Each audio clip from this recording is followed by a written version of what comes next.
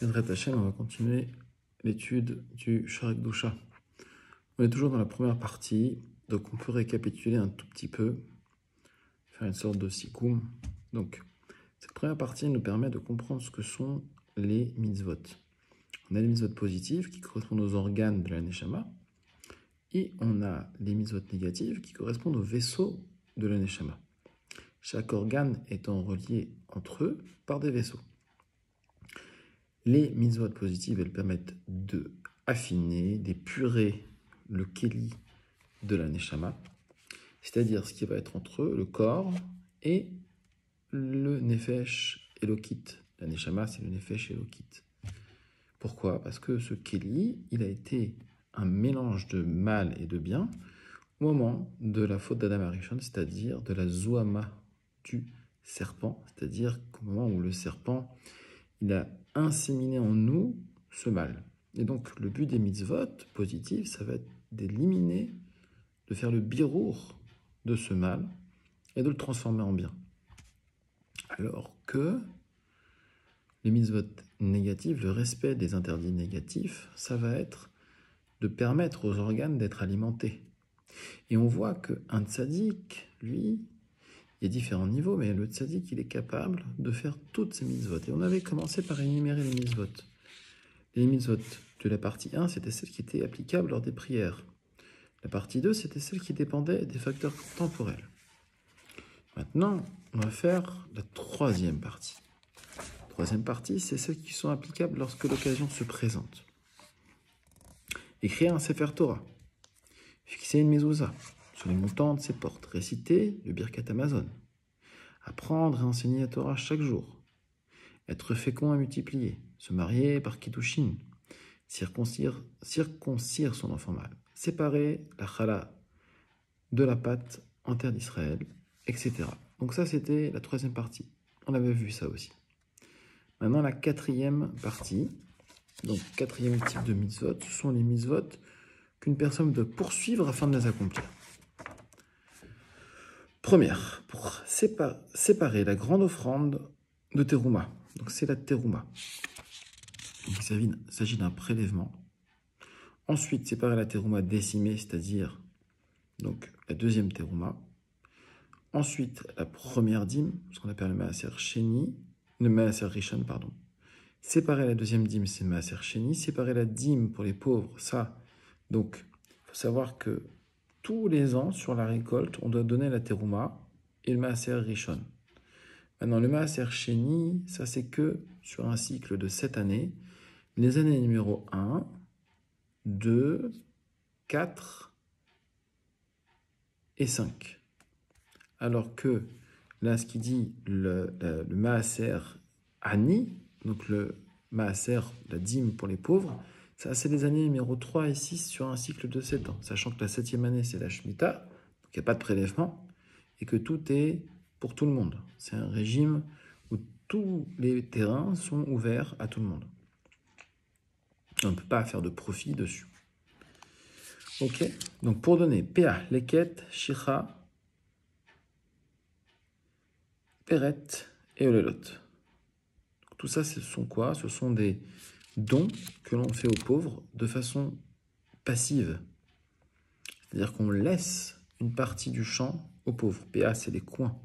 Leket, c'est ce qui va tomber quand on va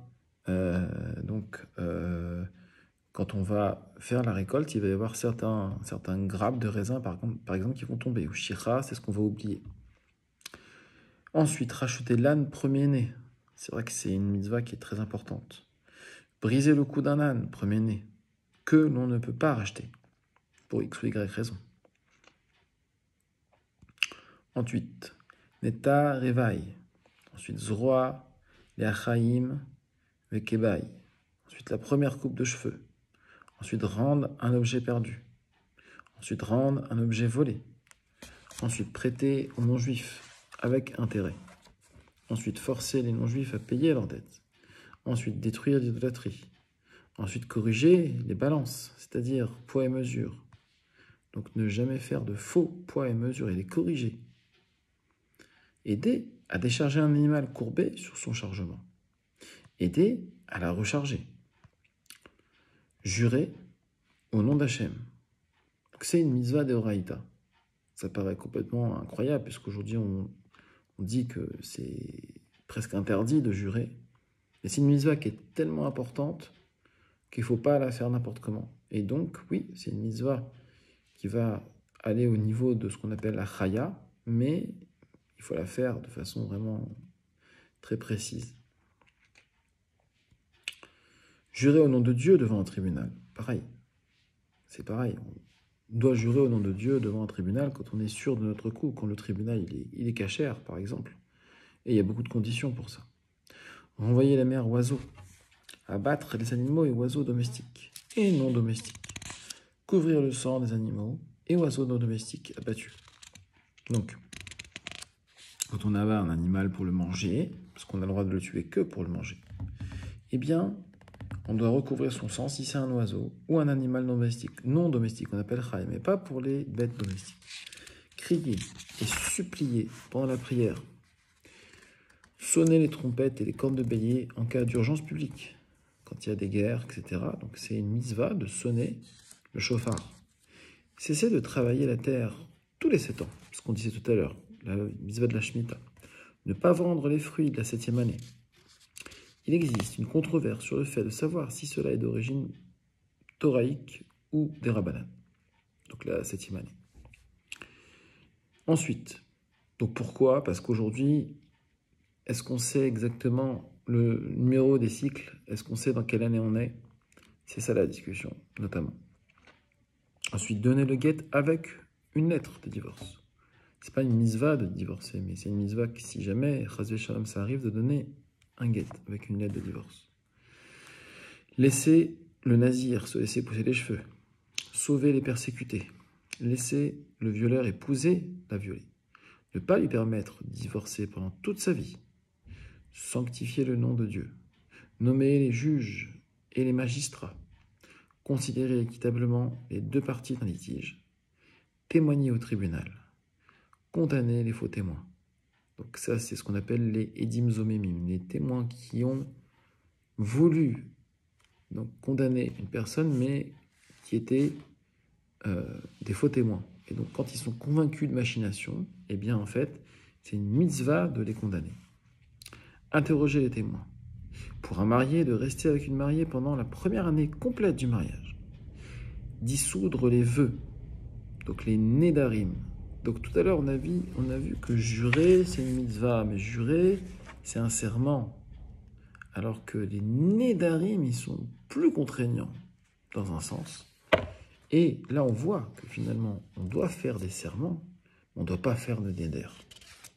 Les neder, il faut les dissoudre, et on les dissout une fois par an, juste avant Yom Kippour. Payer les dommages pour les biens détruits ou endommagés. Payer les dommages causés et les dommages causés par son animal et les dommages causés par une dent, un fossé ou un incendie. Donc tout ça, c'est dans la Gemara Baba Kama que c'est bien expliqué. Les dommages d'un tuteur non payé. Ça aussi, il faut voir là-bas. D'un tuteur payé et d'un emprunteur. Les lois du commerce, les lois de la réclamation et de l'héritage. Les paiements pour le vol, jugés selon la majorité des juges.